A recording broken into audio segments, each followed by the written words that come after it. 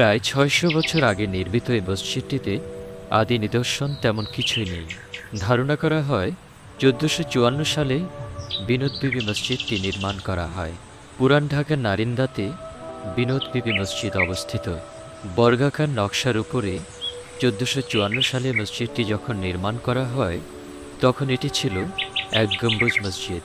পরবর্তীকালে বাংলা ১৩৩৭ সালে যখন মসজিদটি সংস্কার করা হয় তখন মসজিদটিতে আরেকটি গম্বুজ যুক্ত করা হয়। মসজিদের পূর্ব, উত্তর এবং দক্ষিণ দিকে একটি করে মোট ৩টি প্রবেশ পথ ছিল। মসজিদের উপরিভাগে সংস্কার করা গম্বুজ দুটি ছাড়া আদি বিনোদ বিবির মসজিদে আর কোনো কিছুই অবশিষ্ট নেই। মসজিদের প্রবেশমুখে কালো পাথরের উপরে সাদা আরবি হরফে লেখা কোরআনের আয়াতাংশটি মসজিদের একমাত্র আদি নিদর্শন।